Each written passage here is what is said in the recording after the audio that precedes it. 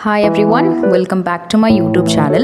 അപ്പം ഇവിടെ പറയാൻ പോകുന്നത് ഇപ്പോൾ ഹോസ്റ്റലേഴ്സിന് അല്ലെങ്കിൽ ഇപ്പോൾ ഒരാൾ 2 പേരൊക്കെ ആയിട്ട് താമസിക്കുന്നവർക്ക് ഉണ്ടാക്കാൻ പറ്റിയ ഒരു തട്ടിക്കൂട്ട് 1 പോട്ട് മീലല്ല, ഒരു 1 പോട്ട് കറി എന്നുള്ള രീതിയിൽ. ഇത് യൂഷ്വലി എൻ്റെ അമ്മ ഉണ്ടാക്കാറുണ്ട് വീട്ടിൽ. ഇപ്പം ഞങ്ങൾ ഇതിന് മത്തൻ വെള്ളപ്പയർ കറി എന്ന് പറയും. പക്ഷേ എനിക്കറിയില്ല, ഡിഫറെൻറ്റ് പ്ലേസസിൽ പല പേരുകൾ ഇതിനുണ്ട്. അത് ഞാൻ അവെയർ അല്ല.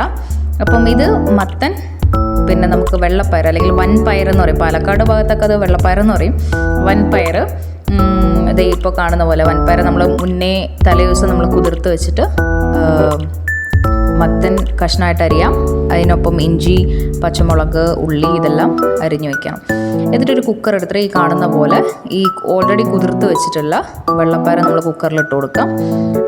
അതിനുശേഷം നമ്മൾ ഈ പറഞ്ഞ പോലെ അരിഞ്ഞു വെച്ച മത്തൻ ഒരു ഒരു 1/4 പീസ് മത്തൻ, ഉള്ളി, ഇഞ്ചി, പച്ചമുളക് ഇതെല്ലാം നമ്മൾ പ്രോപ്പറായിട്ട് ഇട്ട് കൊടുക്കാം. അതിനുശേഷം അത് ഒരു മുങ്ങാൻ പാകത്തിൽ, ഒരുപാട് വേണ്ട, കാരണം അത് നമുക്ക് കുക്കറിലായതുകൊണ്ട് പെട്ടെന്ന് വിസിൽ വരുമ്പോൾ എല്ലാം ഓടിച്ചാടി പോവും, ഓവർഫ്ലോ ആയി പോവും. അപ്പം അത് മുങ്ങാൻ പാകത്തിന് ഈ കാണുന്ന പോലെ നമുക്ക് വെള്ളം ഒഴിച്ചു കൊടുക്കാം. അങ്ങനെ നമ്മളിതിന് എന്താ ചെയ്യുകയെന്ന് വെച്ചാൽ, ഇനി സ്പൈസസ് ഇട്ട് കൊടുക്കാം. ഈ പറയുന്ന പോലെ മഞ്ഞൾപ്പൊടി, ഒരു 2 ടിഞ്ച് ഓഫ് മഞ്ഞൾപ്പൊടി, പിന്നെ ഉപ്പ് ആവശ്യത്തിന് ഉപ്പ് ഇട്ട് കൊടുക്കുക. പിന്നെ അതുപോലെ തന്നെ ഓൾ ദി സ്പൈസസ് ലൈക്ക് ഇപ്പോൾ മുളക് പൊടി, മല്ലിപ്പൊടി, ഈ പറയുന്ന സ്പൈസസ് ഒക്കെ നമ്മൾ ഇട്ട് കൊടുക്കുക. ബേസിക് ആയിട്ടുള്ള കാര്യങ്ങളാണ് ഈ പറയുന്ന 3 സ്പൈസസ്: മുളക് പൊടി, മഞ്ഞൾപ്പൊടി, മല്ലിപ്പൊടി, പിന്നെ ഉപ്പ്. ഇത് മാത്രമേ ഇതിനാവശ്യമുള്ളൂ. എന്നിട്ട് ഈ പറയുന്ന പോലെ നമ്മളതിന് വിസിൽ വിടാനായിട്ട് കുറച്ച് സമയം നമ്മൾ വെയിറ്റ് ചെയ്യാം.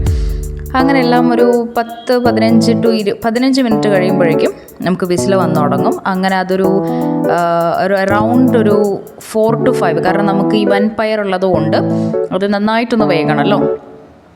അതുകൊണ്ടൊരു അറൗണ്ട് 4 to 5 വിസിൽസ് അത് വെക്കണം. കാരണം മത്തനും കുറച്ച് കട്ടിയുള്ളതുകൊണ്ട് തന്നെ അത് നന്നായിട്ടൊന്ന് വേകണം.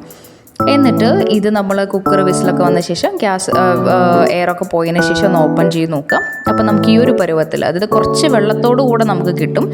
പിന്നുള്ളത് നമ്മളുടെ ടാസ്ക് എന്ന് പറഞ്ഞാൽ, നമ്മളതിനെ നന്നായിട്ട് ഉടച്ചു കൊടുക്കണം. കാരണം മത്തൻ അത് കഷ്ണങ്ങളായിട്ട് തന്നെ കിടക്കുന്നുണ്ടാവും.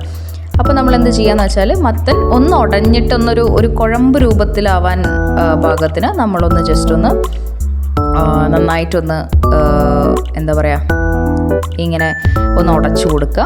പിന്നെ ആ സമയത്ത് തന്നെ നമുക്ക് ഉപ്പ് നോക്കാവുന്നതാണ്. ഉപ്പ് കുറവുണ്ടെങ്കിൽ നിങ്ങൾ ആഡ് ചെയ്യുക, അത് നിങ്ങളുടെ പ്രിഫറൻസിനനുസരിച്ചിട്ട്. അല്ല ഓക്കെ ആണെങ്കിൽ നമുക്ക് ഇറ്റ്സ് ഫൈൻ, നമുക്ക് മതി. പക്ഷേ നമ്മൾ അത് ഉടച്ചു കൊടുക്കുന്നതിനനുസരിച്ചിരിക്കും നമ്മളുടെ കറീൻ്റെ ഒരു റിസൾട്ട് എന്ന് പറയുന്നത്. ഇപ്പം നമ്മൾ ഒരുപാട് വെള്ളത്തോടുകൂടെ വെക്കുകയാണെങ്കിൽ it will not be good. അപ്പോൾ നമ്മൾ കുറച്ച് കുഴമ്പ് പോലെ ആക്കുന്നതാണ്.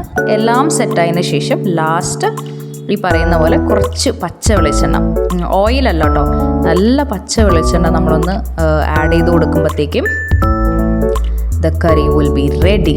ഓക്കെ, നിങ്ങൾക്ക് കാണാം, ഇതിൽ കാണുന്ന പോലെ കുറച്ച് നന്നായിട്ട് തിളയ്ക്കുന്നുണ്ടാവും. തിളയ്ക്കാൻ അതിനെ വിടുക. ഇപ്പോൾ നിങ്ങൾ ഈ സമയത്ത് തന്നെ നിങ്ങൾക്ക് പാനിലോട്ട് മാറ്റിയിട്ട് അത് കുറുക്കിയെടുക്കുന്ന പോലെയും ചെയ്യാം. ഇപ്പോൾ എനിക്ക് വർക്കിന് പോകുന്നതുകൊണ്ട് ഒട്ടും സമയമില്ലാത്തതുകൊണ്ടും എനിക്കത് പാൻ എടുത്ത് പിന്നെ അതൊന്ന് വെച്ച് അതൊന്നും ചെയ്യാനുള്ള ഒരു ഇതില്ല. So try it will be so good.